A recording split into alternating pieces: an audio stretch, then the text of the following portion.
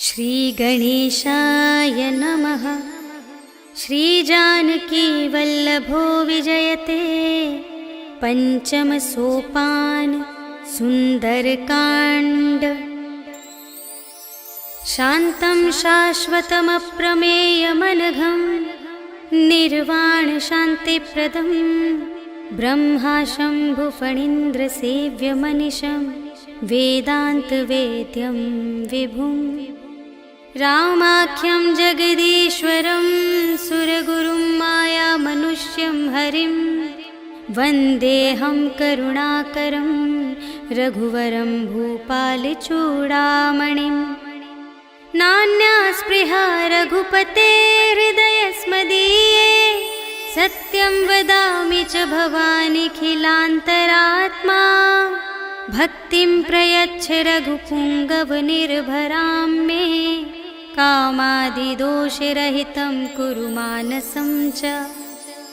अतुलितबलधामं हेमशैलाभदेहं धनुजवनकृशानुं ज्ञानिनामग्रगण्यं सकलगुणनिधानं वानराणामधीशं रघुपतिप्रियभक्तं वातजातं नमामि।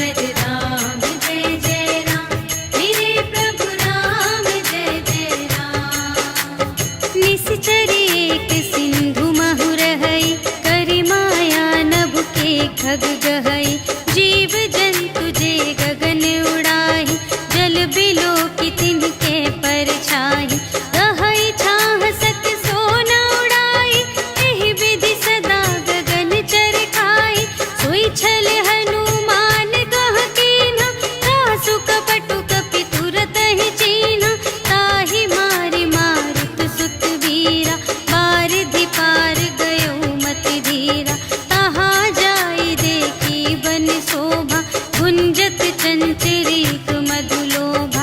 नाना तरु फल फूल सुहाए, खग मृग वृंद देखि मन भाए। शैल विशाल देखि एक आगे, ताव पर धाये चढ़े उभय त्यागे। उमा न कछु कपि कै अधिकाई, प्रभु प्रताप जो कालहि खाए।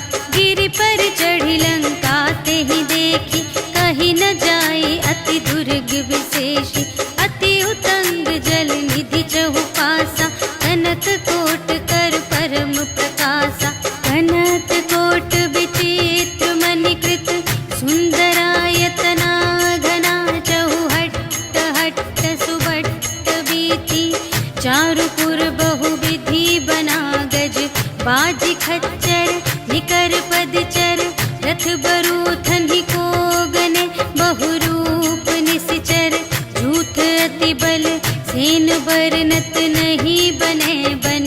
बाग उपवन वाटिका सर, कूप बापी सोहहि नर। नाग सुर गंधर्व कन्या, रूप मुनि मन मोहहि कहूँ। माल देह विशाल शैल समान, अति बल गर्जहि नाना अखारिन। भिरहि बहुविधि एक एकन तरजहि करे।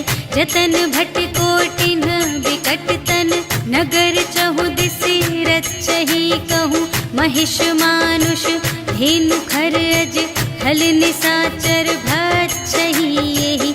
लागे तुलसी दास इनकी, कथा कछु एक है कही। रघुवीर सर तीरथ शरीरहि, त्यागी गति पैहि सही। पुर रखवारे देखि बहु, कपि मन कीन विचार। अति लघु रूप धरो निसी, नगर करो पैसार। सियावर राम जय जय राम, मेरे प्रभु राम जय जय राम। मसक समान रूप कपि धरि, लंक ही चले सुमिर नर हरि। नाम लंकी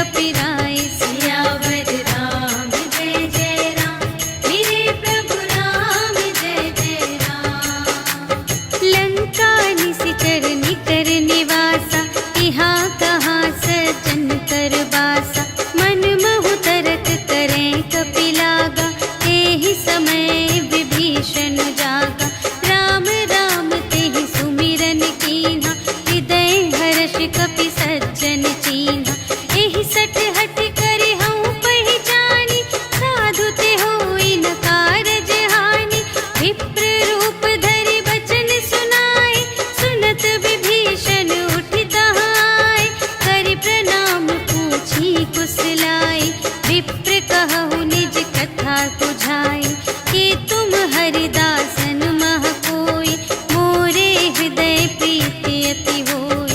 कि तुम राम दीन अनुरागी, आयहु मोहि करन बड़ भागी।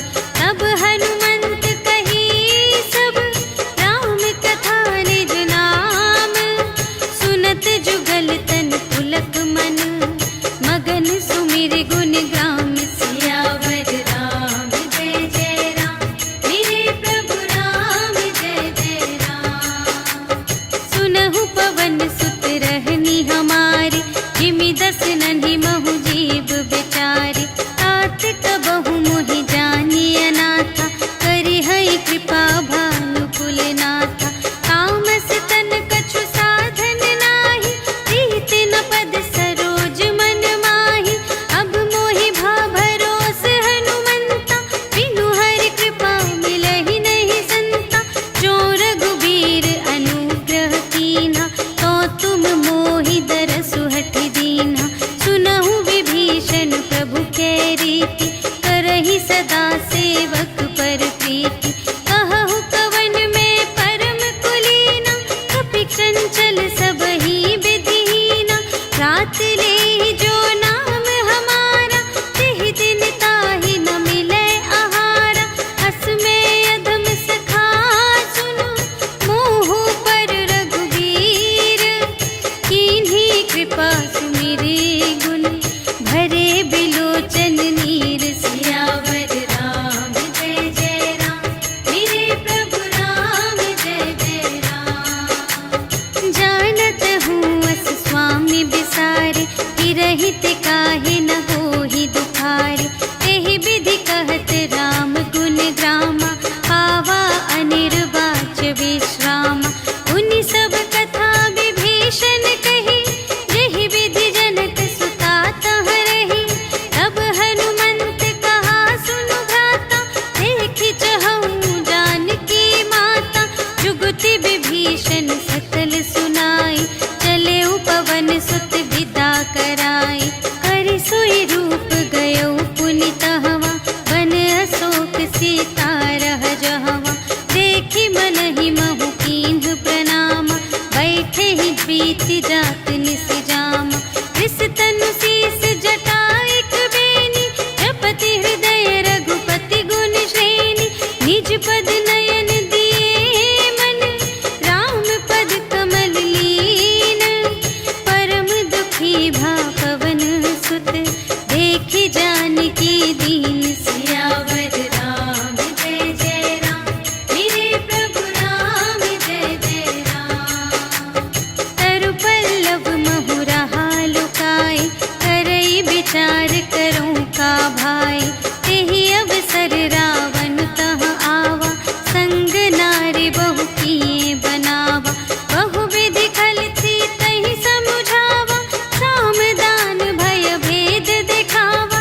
कह रावण सुन सुमुखि सयानी, मंदोदरी आदि सब रानी।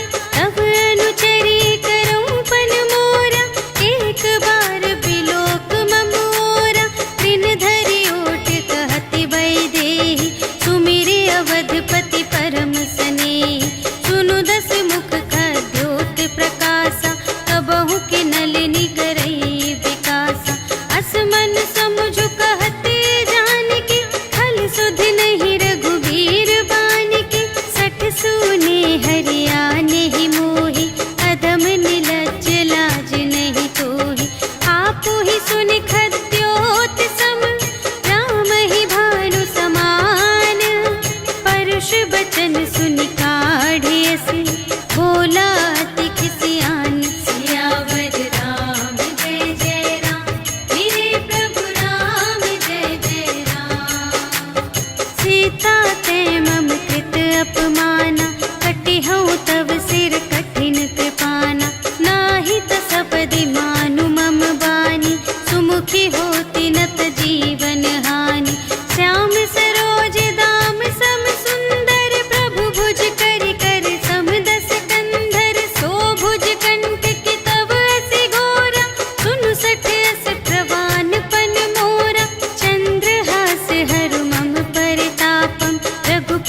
विरह अनल संजातम, शीतल निशित बहसि बरधारा, कह सीता हरु मम दुख भारा।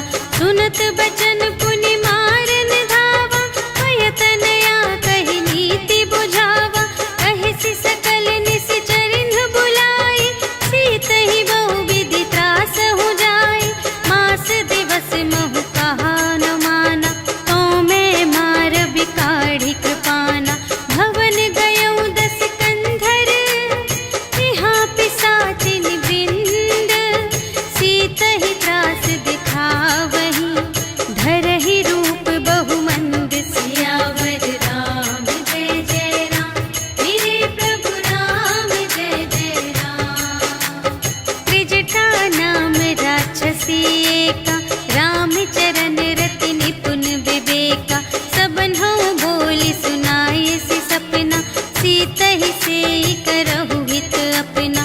सपने बानर लंका जारी, जातु धान सेना सब मारी। हर आरूढ़ नगन 10 सीसा, मुंडित सिर खंडित भुज बीसा। एहि विधि सो दक्षिण दिस जाई, लंका मनहु विभीषण पाई। नगर फिरी रघुवीर दोहाई, तब प्रभु सीता बोली पठाई। यह सपना मैं कहूँ पुकारी, होई ही सत्य गए दिन चारि। तासु बचन सुनिते सब डरी, जनक सुता के चरणन ही परी। जहाँ तहाँ गई सकल तब, सीता कर मन सोच। मास दिवस बीते मोहि, मारे ही निशिचर पोछ। सियावर राम जय जय राम, मेरे प्रभु राम जय जय राम। त्रिजटासन बोली कर जोरी, मातु विपति संगिनी तै मोरी।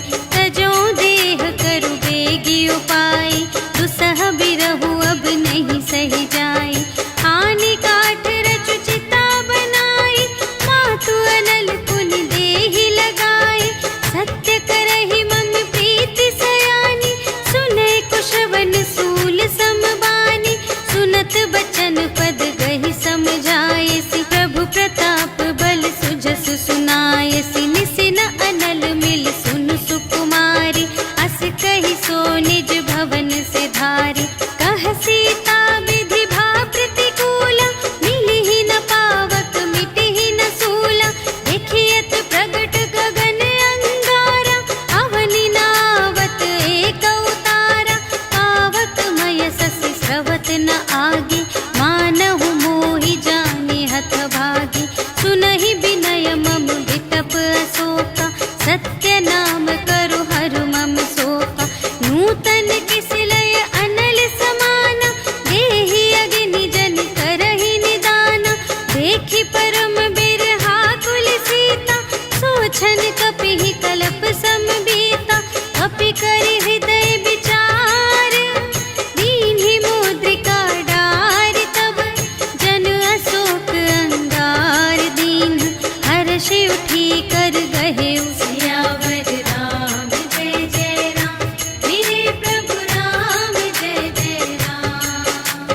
तब देखी मुद्रिका मनोहर, राम नाम अंकित अति सुंदर। चकित चितव मुद्री पहचानी, हर्ष विषाद हृदय अकुलानी।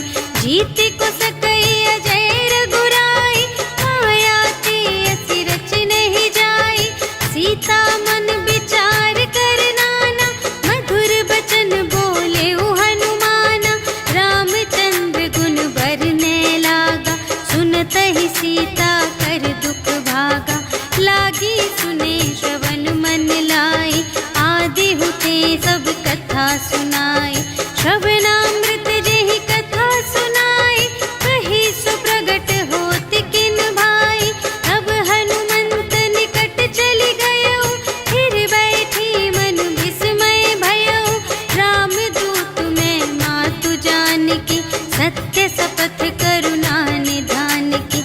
यह मुद्रिका मातु मैं आनी, दीन्हि राम तुम कह सहिदानी। नर बानर ही संग कहु के,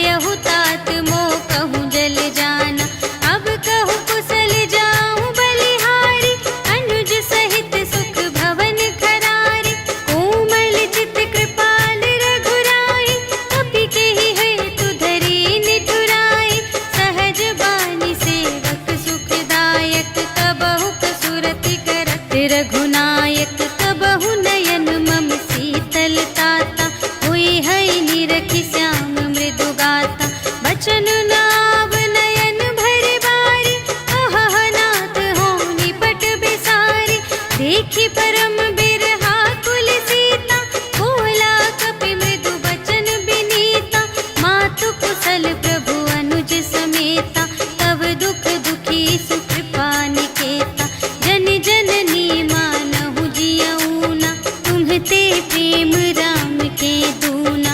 रघुपति कर संदेश अब सुनु जननी धर धीर। अस कहि कपि गद गद भयउ भरे बिलोचन नीर। सियावर राम जय जय राम, मेरे प्रभु राम जय जय राम। कहेउ राम वियोग तब सीता, मोकहु सकल भये विपरीता। नव तरु किस लय मनहु कृसानु, काल निसा सम निसि ससि भानु। उबलय विपिन कुंत बन सरिसा, पारद तपत तेल जनु बरिसा। जे हित रहे करत तेहि पीरा, उरग श्वास सम त्रिविध समीरा। कहेहु ते कछु दुख घटी होई, आहि कहो यह जान न कोई। तत्व प्रेम कर मम अरु तोरा, जानत पिया एक मन मोरा। सो मन सदा रहत तोहि पाहि, जानु प्रीति रसु इतने ही माहि।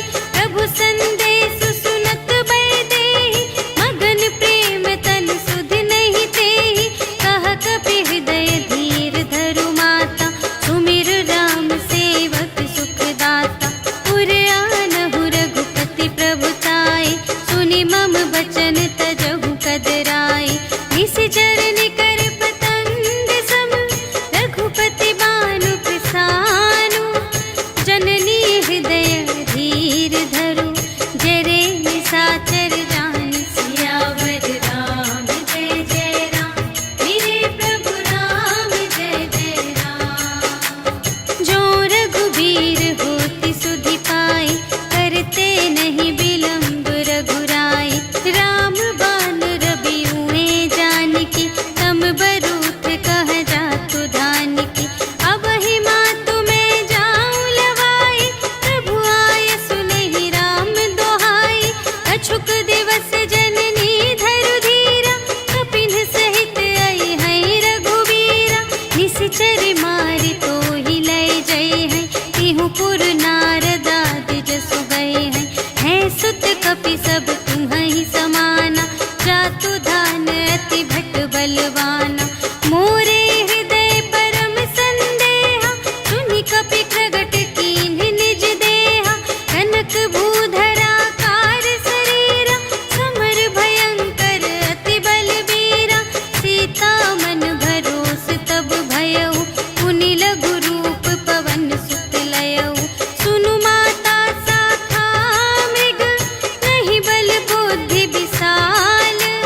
प्रभु प्रताप ते गरुड़हि, खाई परम लघु ब्याल। सियावर राम जय जय राम, मेरे प्रभु राम जय जय राम। मन संतोष सुनत कपि बानी, भगति प्रताप तेज बलसानी। आशीष दीन्हि राम प्रिय जाना, होहु तात बलशील निधाना। अजर अमर गुण निधि सुत होहु, करहु बहुत रघुनायक छोहु। करहु कृपा प्रभु अस सुनि काना, निर्भर प्रेम मगन हनुमाना। बार बार नायसि पद सीसा, बोला बचन जोरि कर कीसा। अब कृत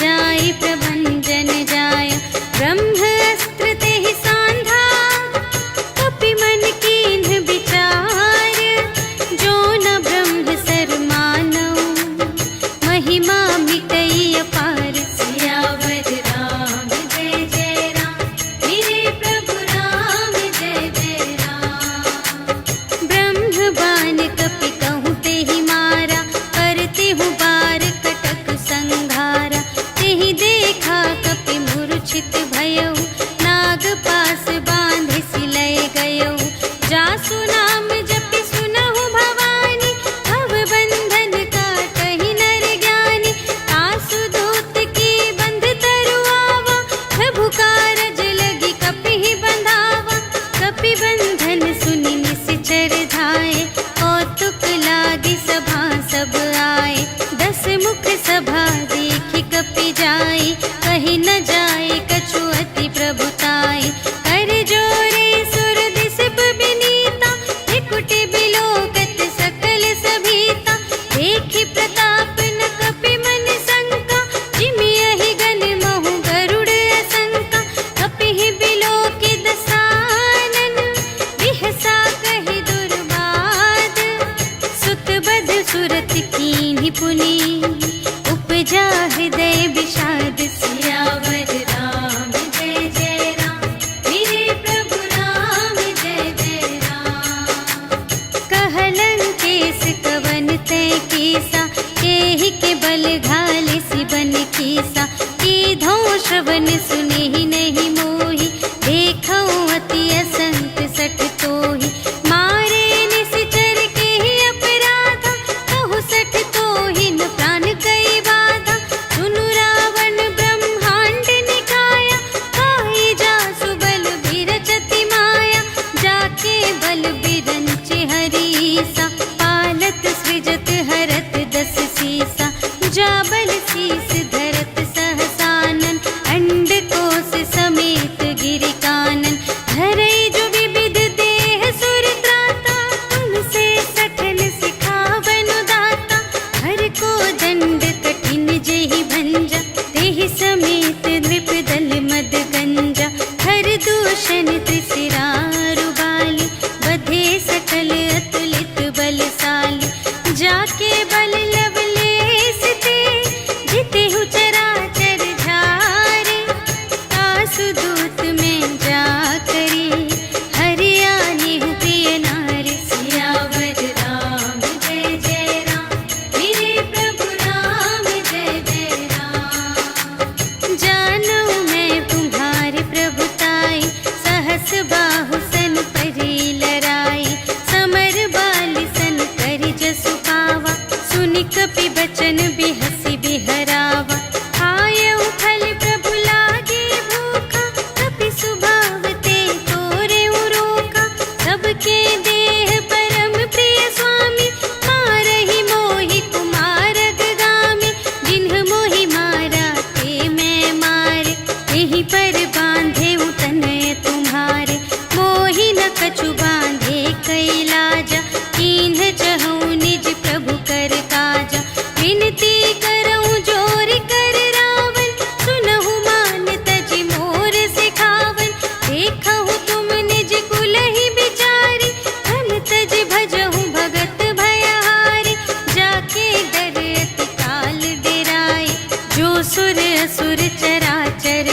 खाए आसो भय रुक बहु नहीं कीजे मोरे कहे जाय की दीजे प्रणत पाल रघुनायक करुणा सिंधु खरारे गए शरण प्रभु राखी हैं तब अपराध विसार सियावर राम जय जय राम मेरे प्रभु राम जय जय राम राम चरण पंकज उर धरहु लंका चल राज तुम करहु ऋषि पुलस्त जसु विमल मयंका तेहि ससि महु जनि होहु कलंका राम नाम बिनु गिरा न सोहा देखु विचार त्यागी मद मोह बसनहीन नहीं सोह सुरारी सब भूषण भूषित बर नारी राम विमुख संपत्ति प्रभु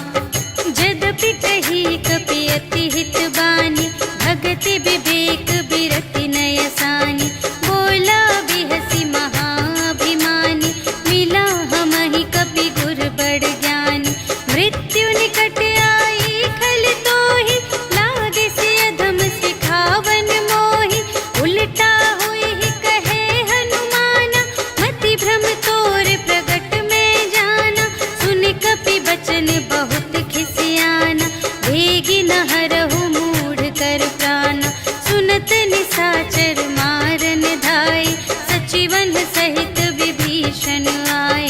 नाय शीस कर विनय बहुता, नीति विरोध न मारिय दूता। आन दंड कछु करिय गुसाई, सबहि कहा मंत्र भल भाई।